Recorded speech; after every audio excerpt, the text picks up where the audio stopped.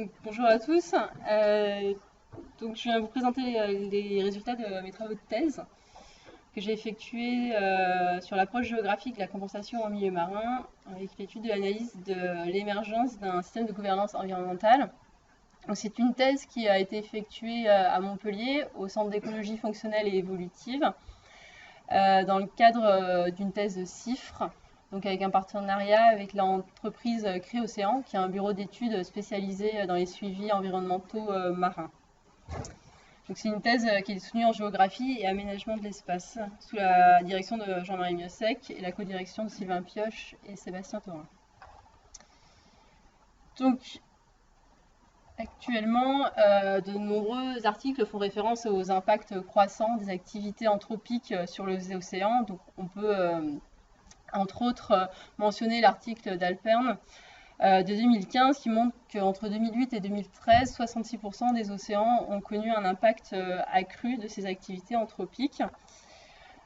L'océan, en fait, les écosystèmes marins sont souvent considérés comme des écosystèmes assez importants puisqu'ils fournissent de nombreux services écosystémiques comme la fourniture de poissons, la régulation du climat ou la régulation de l'érosion côtière.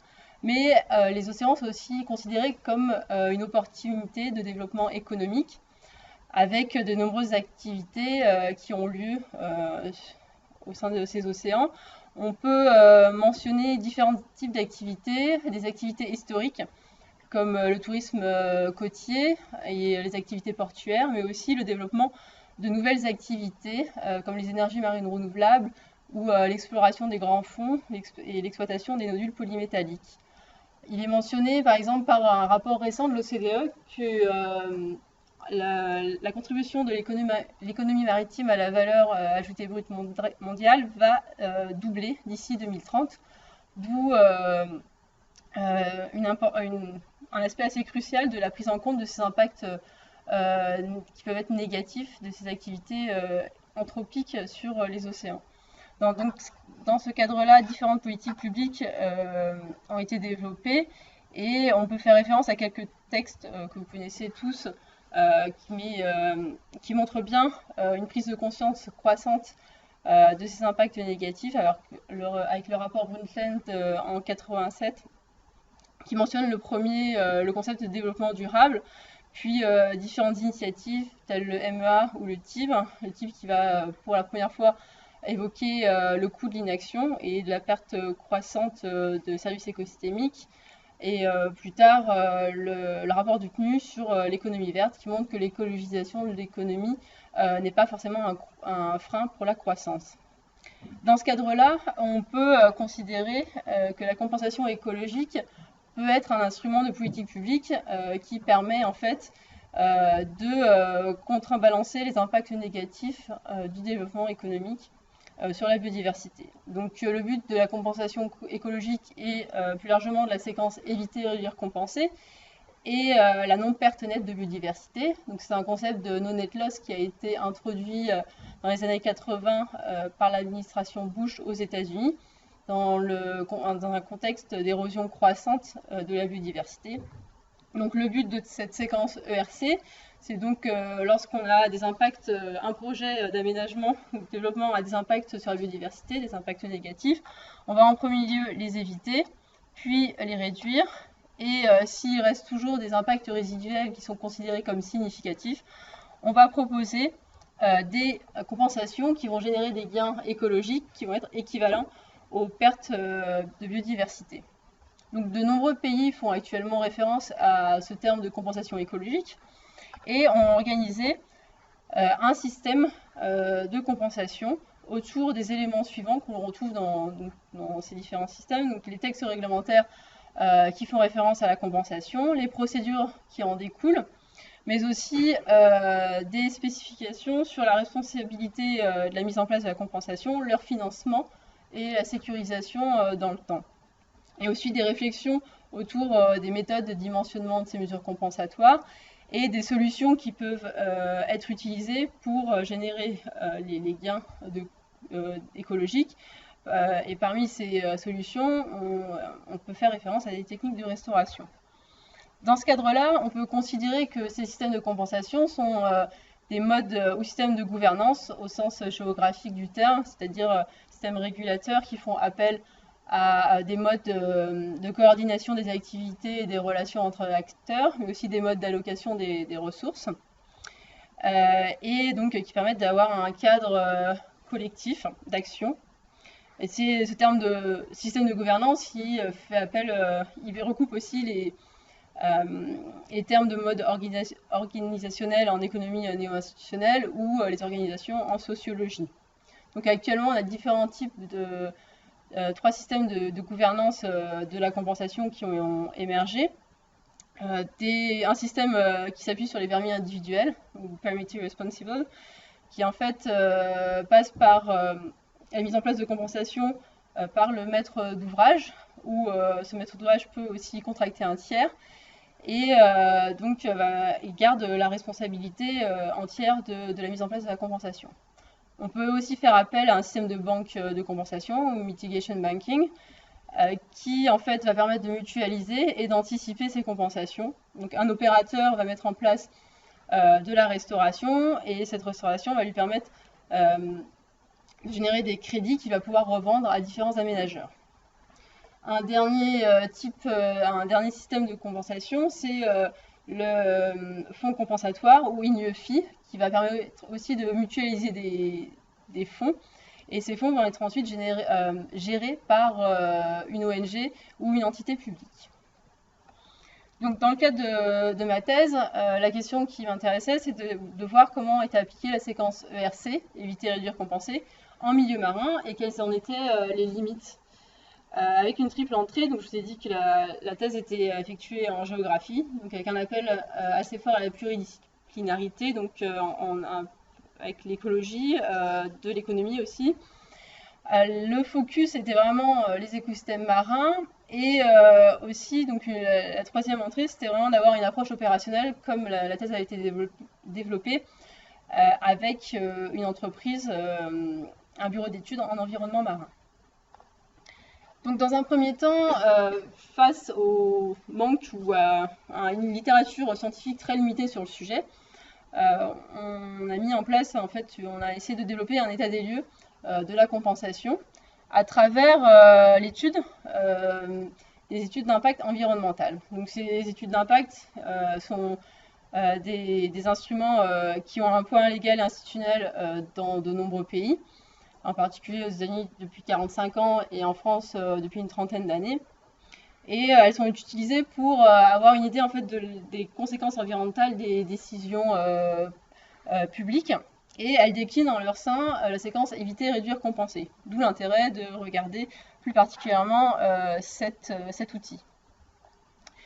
Donc j'ai effectué une revue d'une cinquantaine d'études d'impact en France métropolitaine et aussi en Outre-mer. Donc sachant que la France est la deuxième ZEE mondiale, ça permettait d'avoir une vision assez complète de ce qui pouvait être fait. Donc ces études d'impact concernaient tout type d'écosystème, mais aussi tout type de projets d'aménagement ou d'activités maritimes, telles les infrastructures portuaires, mais aussi de l'extraction de granulats, le rejet ou la prise d'eau, et il y avait même un permis d'exploration pétrolier. Donc ça permet d'avoir un large panel d'activités qui ont lieu actuellement dans les océans. Donc j'avais utilisé au départ le cadre de la DCSMM, ayant déjà travaillé dessus précédemment. Donc l'idée était d'avoir des indicateurs de pression et d'impact pour mieux décrire ces études d'impact sur le milieu marin. Donc ce qui m'a permis d'avoir un peu une analyse critique de la déclinaison de cette séquence ERC sur ces écosystèmes particuliers. Donc chose assez intéressante, c'était que 40% des mesures qui étaient proposées dans les études d'impact concernaient les suivis. On avait aussi beaucoup de mesures de réduction, 35%, mais très peu de mesures de compensation et d'évitement. Donc l'évitement, il était souvent absent ou mal renseigné dans les études d'impact, soit qu'il était abordé dans la phase étude de faisabilité des projets ou dans les phases de concertation avec le public. Pour la réduction, en fait, cette réduction, elle concernait majoritairement des impacts temporaires, donc ça va être tous les impacts qu'on trouve pendant les phases travaux des projets, lorsqu'on met en place des seal screens pour éviter d'avoir une augmentation de la turbidité trop importante. Mais ces mesures-là doivent être l'objet de contrôles pour qu'elles soient réellement mises en place, que les pertes générées par l'arrêt de travaux de dragage, par exemple, dans un port, peuvent être très importantes. Donc s'il n'y a pas de contrôle, les mesures de limitation de la turbidité ne sont pas forcément mises en place. Concernant la compensation, on s'est aperçu que ce n'était pas toujours la dernière étape. Certains projets proposaient directement de la compensation sans éviter et réduire, ce qui n'est pas forcément l'objectif de la séquence ERC. La plupart de ces projets étaient postérieurs à 2009, ce qui correspond à les évolutions réglementaires. Donc on a les lois Grenelle 1 et 2 2009-2010, puis aussi en 2012 une réforme sur les études d'impact qui ont sûrement permis de monter un peu les exigences au sein des études d'impact. On a des compensations qui concernent uniquement les espèces protégées, ce qui est aussi un point commun avec les écosystèmes terrestres. Et enfin, un dimensionnement très rarement explicité, alors ce qui était assez étonnant, parce que pour avoir travaillé un peu sur des cas d'études terrestres, bon, les dimensionnements sont quand même assez sont quand même plus détaillés dans des études d'impact terrestre que dans le marin.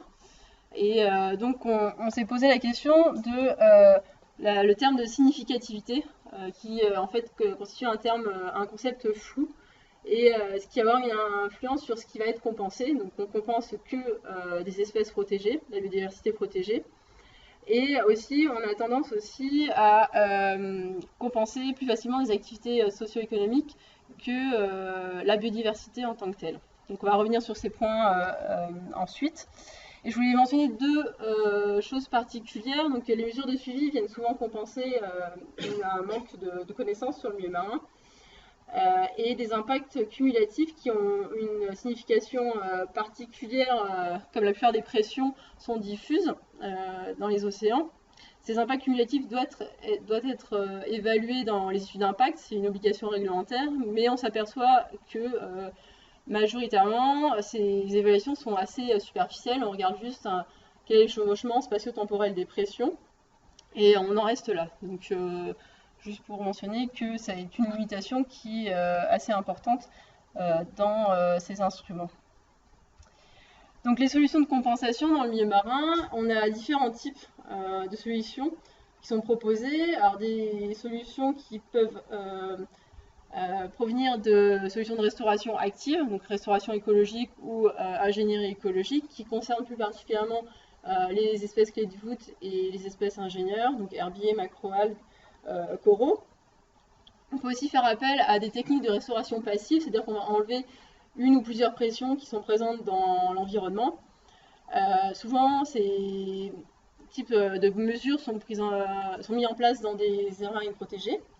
Donc on va avoir la mise en place de récifs anti-chalutage dans des zones où les herbiers sont illégalement chalutés. On va pouvoir mettre en place des mouillages écologiques pour éviter les mouillages forains trop importants qui endommagent les herbiers. Alors, une mention spéciale pour le milieu marin, c'est que l'acquisition des connaissances et la sensibilisation peut être considérée comme une mesure compensatoire, bien qu'elle ne fournisse pas des gains écologiques réels. Mais on considère donc dans le cas français que ce type de mesure peut être proposé pour compenser l'absence de connaissances sur le sujet. On a aussi des mesures qui ciblent plus les acteurs, comme je l'ai dit précédemment.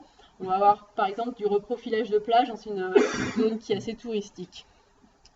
Donc une problématique assez prégnante de ces solutions de compensation, c'est comment, et en particulier sur la restauration écologique, c'est comment on va définir des standards d'efficacité écologique qui vont être robustes et qui vont permettre en fait de définir les gains écologiques de la compensation. Donc c'est une question qui est assez importante dans le milieu marin, puisque quand on regarde les pratiques actuelles, on s'aperçoit que lorsque, par exemple, on va détruire un herbier de Posidonie en Méditerranée, l'approche qui devrait être favorisée, c'est de restaurer un herbier similaire. Donc on a une approche par habitat et espèce, c'est ce qui est le plus souvent préconisé dans les réglementations. Mais on s'aperçoit que pour certaines espèces, on n'a pas de techniques de restauration qui sont disponibles pour recréer des écosystèmes à l'identique. Donc on va avoir tendance à aller vers des approches fonctionnelles. Donc on va remplacer une ou plusieurs fonctions de l'écosystème impacté. Là par exemple on va pouvoir remplacer la fonction habitat en mettant en place un récif artificiel. Donc cette approche habitat, espèce et fonction, la plupart des pratiques font référence à ces deux approches-là. Mais dans le milieu marin, on a tendance à voir des pratiques qui vont vers plus une approche par les services. Donc on va compenser l'herbier qui a été détruit par la mise en place de bâtiments à faible émission de carbone, ce qui va remplacer la fonction stockage de carbone dans les herbiers. Donc on voit qu'il y a quand même une problématique liée au degré de complexité de la biodiversité, mais aussi au degré de substituabilité de ces différentes approches. Donc, dans les études d'impact que j'ai pu étudier, mais aussi lors des nombreuses discussions que j'ai pu avoir avec les différents acteurs en charge de la compensation en France, ces personnes-là et les pratiques mettaient en évidence une insuffisance des méthodologies qui étaient utilisées dans le dimensionnement des mesures compensatoires marines. Et donc la plupart du temps, ces personnes-là mentionnaient cette limitation comme la cause de ces pratiques qui étaient souvent peu orthodoxes quand on regarde les préconisations en termes de mise en place de la séquence ERC. Et on s'est aperçu aussi que, comme je dis précédemment, on compensait que les espèces et les habitats protégés, donc constat assez similaire au milieu terrestre, mais qu'on avait aussi une tendance à un déséquilibre entre compensation écologique et compensation socio-économique ou environnementale au sens géographique du terme. Et donc on avait tendance à aller plus vers des approches de l'équivalence en termes de services qu'en termes d'habitat espèce ou fonctionnalité. Donc d'où une deuxième piste de réflexion sur l'apport et limite de l'intégration des services dans la compensation. Donc dans une deuxième partie, je vais mentionner brièvement les améliorations qui peuvent être apportées donc, au niveau méthodologique. Donc c'est le résultat aussi de travaux que j'ai pu effectuer avec Alinba. Et donc vous avez dû avoir plus de détails sur cette méthodologie qui avait été développée. Donc là je vais revenir très rapidement sur la structure. Donc le but était en fait de mettre en place une approche, de développer une approche hybride opérationnelle qui pouvait être utilisée dans les études d'impact. Donc on s'est basé sur une évaluation semi-quantitative de l'état et des fonctionnalités. On n'a pas pris en compte les services dans ces méthodes de dimensionnement parce qu'actuellement en France, ce qui est demandé en termes de compensation, c'est une compensation en termes d'habitat, d'espèces et de fonctions, mais pas de services pour l'instant. Même si l'évitement et la réduction doivent être faits sur les habitats, les fonctionnalités et les services écosystémiques. Donc il y a une petite subtilité dans la réglementation française actuelle. Donc on a essayé de développer des indicateurs qui s'inspirent des indicateurs qui sont utilisés dans les directives européennes environnementales, type DCSMM, DCE, etc. Et aussi, on a veillé à ce que cette méthode soit vraiment opérationnelle et donc qu'elle réutilise les données qui étaient disponibles dans les études d'impact. Et pour cela, on s'est appuyé sur deux méthodologies qui sont utilisées en routine aux États-Unis. Donc la méthode UMAM, qui est utilisée pour les impacts ex ante, donc les impacts autorisés en Floride sur les zones humides, mais aussi les petits fonds côtiers. Donc, qui permet d'avoir une évaluation multicritère de l'état et des fonctions d'un écosystème. Et on s'est aussi inspiré de la méthode HEA qui a été développée par la NOAA en 1995 pour évaluer les pertes accidentelles liées aux marées noires. Et cette deuxième méthode avait l'intérêt de calculer des pertes et des gains annualisés. Et donc on avait l'utilisation d'un facteur d'actualisation, ce qui permet de rendre compte de la préférence des personnes pour des projets compensatoires présents plutôt que pour de la restauration écologique différée. Donc on a utilisé ces deux méthodes, une approche multicritère et une actualisation des pertes et des gains écologiques. Donc dans un deuxième temps, on a aussi réfléchi à l'intégration de l'approche par les services dans la compensation. Donc je ne vais pas revenir trop dans le détail parce que je crois que Anne-Charlotte Vessière avait détaillé un peu plus cet article lors d'un précédent séminaire, je crois l'année dernière. Donc c'était donc un travail fait aussi avec Adeline Bas et Coralie Calvet. Donc on avait repris un peu la structure de l'étude d'impact qui en fait décline les volets environnementaux, physiques et biologiques et un volet socio-économique. Le service écosystémique permettant en fait de faire un lien un peu plus visible entre ces différents volets. Et on était parti du constat que les pratiques actuelles prenaient déjà en compte, mais de façon implicite et partielle, les services écosystémiques d'une part dans les mesures compensatoires. Certaines mesures compensatoires étaient proposées, par exemple la mise en place de Boulder Reef en Floride pour limiter les conflits entre les différents usagers. Donc là on était plus sur une compensation de services récréatifs. On avait aussi des mesures type mesures d'accompagnement qui permettent en fait de normalement donner des garanties supplémentaires à l'efficacité écologique des mesures, mais qui sont souvent proposées afin de favoriser l'acceptation des projets. Et donc dans ces mesures d'accompagnement, on trouve souvent des mesures qui visent à compenser des services écosystémiques qui auraient été perdus. Un cas qui a été mentionné par Charlène Kirmagoré, c'était le cas de Saint-Brieuc, où des mesures d'accompagnement sont proposées afin des mesures d'accompagnement qui visent en fait le réensemencement de la coquille Saint-Jacques, donc visent plutôt la perte de services liée donc au fait que les pêcheurs n'ont plus accès aux zones au sein des éoliennes offshore. Donc cette déclinaison des services au sein de la séquence éviter, réduire, compenser permettait de faire émerger de nouveaux types de mesures qui étaient additionnelles aux mesures compensatoires écologiques qui sont proposées actuellement, mais qui, quand on voit le petit carré en pointillé sur la droite, en fait, représente une perte résiduelle de services écosystémiques qui n'est pas compensée par la mise en place de mesures écologiques, mesures compensatoires écologiques, qui visent d'abord la biodiversité. Mais donc on devrait mettre en place d'autres mesures compensatoires qui visent plus les services. Et ces mesures compensatoires peuvent être de différents types, soit fondées sur la nature, donc des mesures qui sont très ressemblantes aux mesures écologiques qui sont proposées actuellement. Mais on a d'autres types de mesures qui peuvent rentrer en compte, même des compensations financières ou de la négociation au cas par cas. Donc voilà, on pourra revenir lors de la discussion sur cet aspect-là. Comme je l'ai mentionné précédemment, donc ces aspects méthodologiques, techniques, conceptuels étaient souvent mentionnés comme des freins.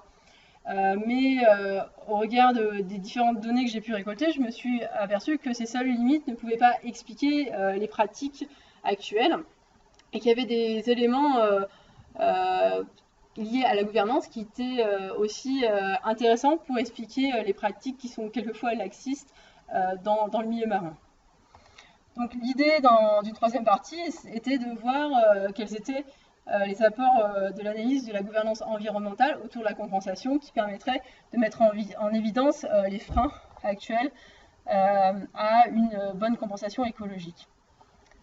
Donc l'idée était dans le milieu marin en fait d'étudier des modes de gouvernance en devenir, donc parce qu'on a peu de systèmes de gouvernance qui sont en place actuellement autour de la compensation et qui visent vraiment les écosystèmes marins. Donc par opposition, donc on parle de modes de gouvernance en devenir, par opposition à des modes de gouvernance qui sont déjà mis en place, type les banques de compensation sur les zones humides. Ces systèmes de banques de compensation ne sont pas des systèmes figés. On a pu voir qu'ils ont beaucoup évolué depuis les années 90 lors de leur mise en place. Mais donc les systèmes de gouvernance actuels autour de la compensation marine sont plus des systèmes qui sont en devenir et qui évoluent plus rapidement. Donc en France, j'avais pas forcément d'exemple vraiment robuste et pertinent à étudier pour la compensation marine. Donc j'ai essayé de voir si je ne pouvais pas faire une étude comparative avec d'autres pays qui aussi avaient des enjeux maritimes, on va dire, similaires, et qui avaient aussi mis en place des systèmes de compensation qui étaient un peu plus matures, on va dire. Et donc l'une des pistes était de regarder ce qui avait été fait ou ce qui est fait actuellement en Californie, sachant que donc il y a pas mal de similarités entre la situation californienne des États-Unis et de la France, en particulier en termes de réglementation. Donc la Californie avait participé très activement à la rédaction du Coastal Management Act. Et je me suis aperçue aussi que les agences environnementales californiennes et françaises avaient des prérogatives qui étaient assez similaires. Donc en termes de conservateur du littoral, l'agence d'aires marines protégées. Je me reviendrai sur la Coastal Commission, qui a un rôle assez particulier en Californie, agence qu'on n'a pas forcément, on n'a pas d'équivalent en France actuellement. Donc pour étudier ces modes de gouvernance, j'ai utilisé un cas de sociologie de l'acteur réseau, en fait, qui va un peu à l'encontre du modèle de diffusion de la connaissance par ses qualités intrinsèques. La SAR montre que le message doit être interprété afin que, en termes d'enjeux pour des récepteurs, à la fin de les recruter dans l'action. Donc, je me suis intéressée à 4 études de cas que je ne vais pas pouvoir détailler dans la présentation, mais donc on avait le développement d'un guide qui était spécifique à la compensation des herbiers de zoostère sur l'ensemble de la côte californienne. On avait aussi un exemple de cas assez intéressant de Permitted Responsible dans le cadre d'une centrale nucléaire, Saint-Onof. Un cas de Mitigation Banking pour le port de Los Angeles, qui est utilisé pour les seuls impacts de ce port. Et un cas d'IGNIOFI, qui est lié à des projets de restauratoire en Californie du Sud. Donc là, à titre illustratif, je voulais juste mentionner le cas de la centrale nucléaire de Songs.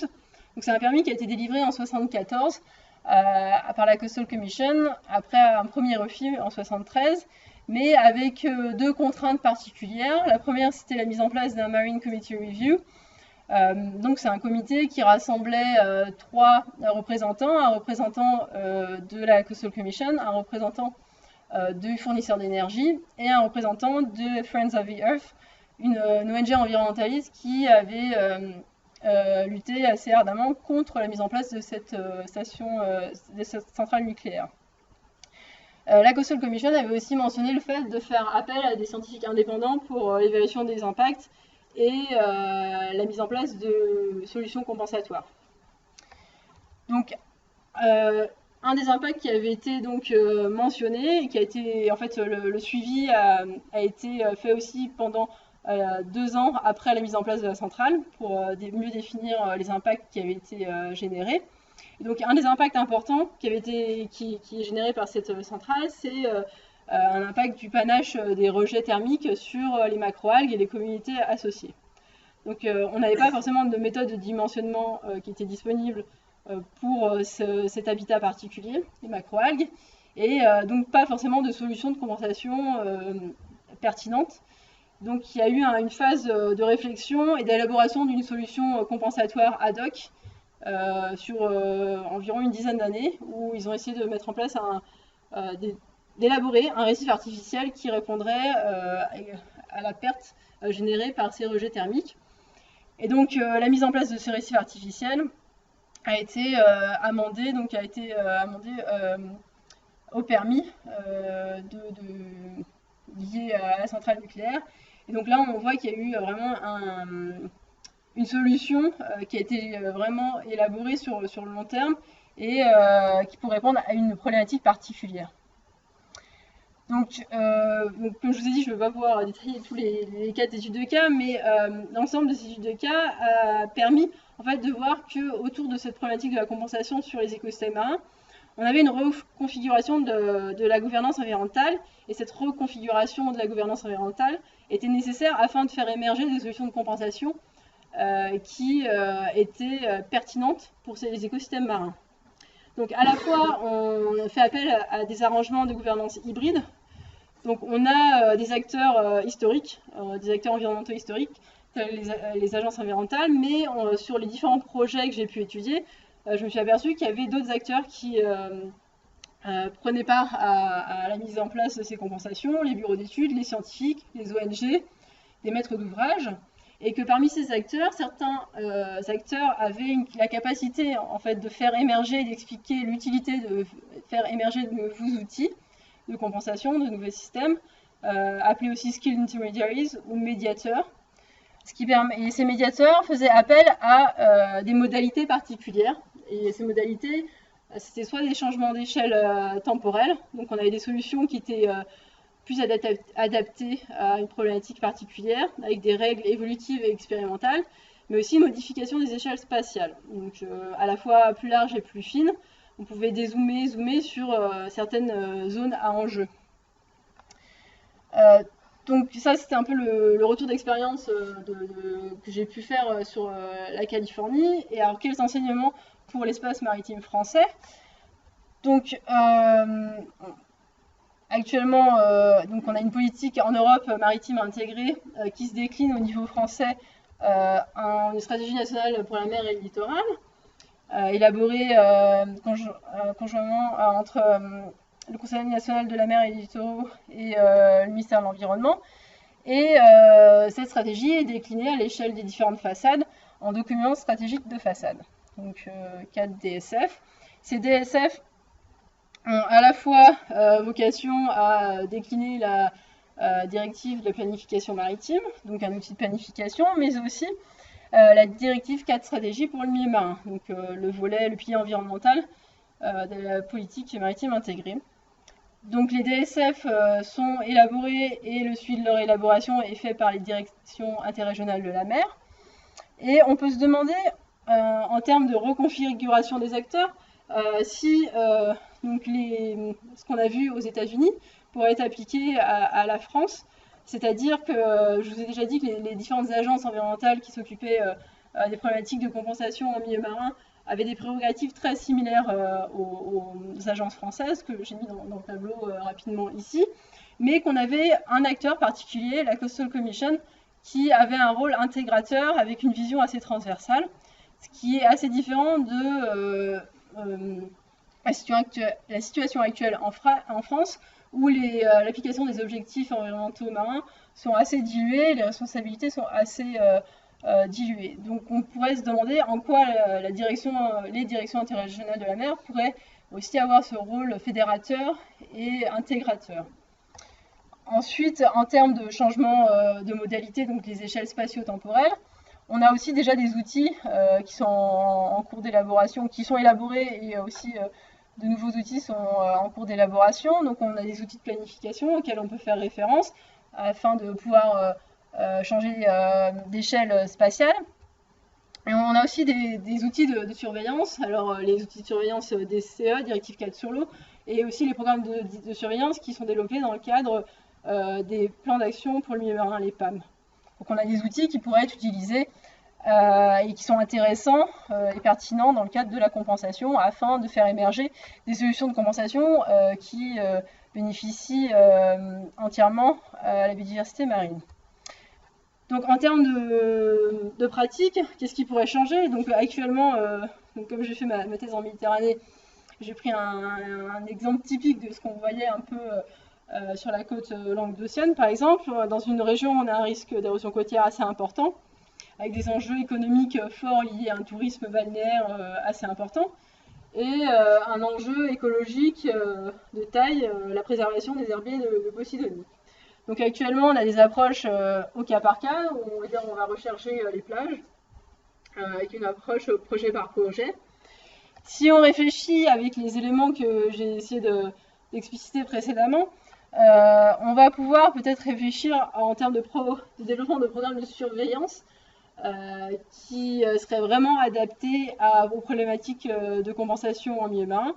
Donc avec les suivis de certaines communautés d'intérêt, en particulier, mais aussi des zones fonctionnelles importantes, avec des changements d'échelle spatiale. Donc on n'est plus à des échelles de projet, mais à des échelles d'enjeux. Donc où est-ce qu'on a un risque d'érosion côtière?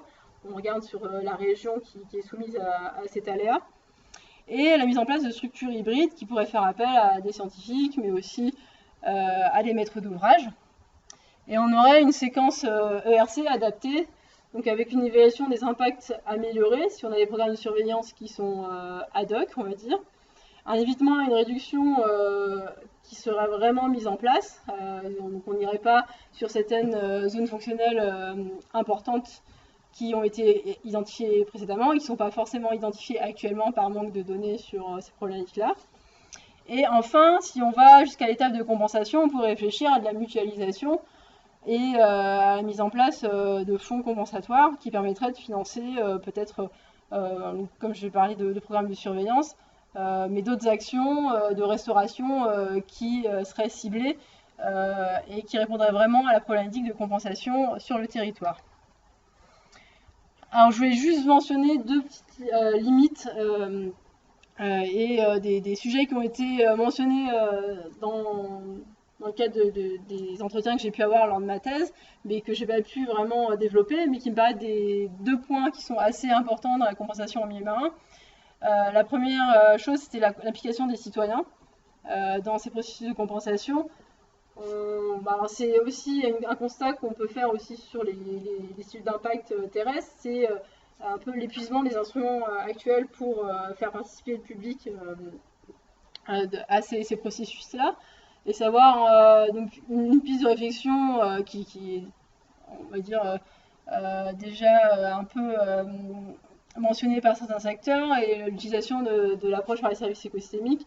Est-ce que ça pourrait permettre d'impliquer plus facilement le public sur ces problématiques-là?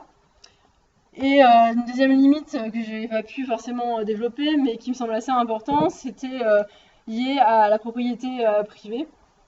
C'est une remarque qu'on m'a fait assez régulièrement, le fait que l'absence de propriété privée en milieu marin pouvait expliquer le fait que la compensation sur le milieu marin était peu développée. Alors, ce qui me paraît une remarque assez étonnante, parce que pour avoir travaillé sur le milieu terrestre, on s'aperçoit qu'il y a des problèmes de pérennisation des mesures sur le milieu terrestre à cause des problématiques de propriété privée, sachant que par exemple sur le DPM, l'État exerce sa souveraineté. On pourrait se dire que la mise en place de mesures de compensation sur le marin bénéficierait de l'action de l'État, qui permettrait d'avoir une meilleure sécurisation dans le temps des mesures. Donc, mais c'est une réflexion qui m'a été faite à plusieurs reprises. Et je voulais aussi lier ça avec toutes les problématiques liées au droit de la mer, et en particulier à la problématique qui devient de plus en plus prégnante, c'est les permis d'exploration qui sont délivrés. Donc en 2016, il y a une vingtaine de permis qui ont été délivrés par l'AIFM, et avec des questions autour de la compensation de ces écosystèmes profonds. Donc une problématique qui prend de plus d'ampleur, mais que je n'ai pas pu aborder lors de ces travaux. Donc en conclusion, l'approche géographique de la compensation permet en fait d'avoir une vision assez systémique de ce qui est proposé actuellement en termes de compensation sur les écosystèmes marins. Donc on s'est aperçu qu'on a deux types de compensation. Compensation écologique qui a pour objectif une non-perte nette de biodiversité, et une compensation environnementale qui cherche plus l'équité territoriale et la justice environnementale. Deux types de compensation qui sont complémentaires, mais qui sont souvent confondus dans les pratiques actuelles. On voit souvent qu'on a un léger basculement des compensations écologiques vers des compensations environnementales. Et donc ce que j'ai essayé de faire lors de ces travaux, c'était de voir quelles étaient les pistes d'amélioration possibles afin de rééquilibrer les pratiques actuelles. Donc on peut faire appel à différents types de solutions, donc des solutions qui font plus appel à des méthodes de dimensionnement des mesures compensatoires, qui sont pour l'instant absentes dans le milieu marin, des solutions qui ont plus attrait aux techniques de restauration, comment mettre en place des techniques qui peuvent générer des réels gains et des gains qui sont quantifiables. Ensuite, l'approche par les services permet aussi de mieux structurer la frontière, ou de mieux caractériser la frontière entre ces deux types de compensation, écologique et environnementale, et peut-être aussi d'appuyer un peu sur la biodiversité protégée. Comme je dis que la plupart des pratiques de compensation visaient la biodiversité protégée. Et enfin, d'autres types de solutions qui ont plus trait à la gouvernance. Donc, afin que des solutions de compensation pertinentes émergent, on s'est aperçu qu'il fallait vraiment repenser cette gouvernance de la compensation en termes de reconfiguration d'acteurs, mais aussi de changement d'échelle spatio-temporelle. Ainsi, on passe d'un constat où on a une phase d'évitement qui est quasi absente, une réduction qui est très peu contrôlée, et une compensation qui est souvent actuellement non équivalente aux pertes générées par les projets, à une compensation, on aurait une séquence ERC qui serait beaucoup plus focalisée sur l'évitement et la réduction, et une compensation qui serait donc équivalente aux pertes générées par les projets de développement. Donc voilà, je vous remercie pour votre attention.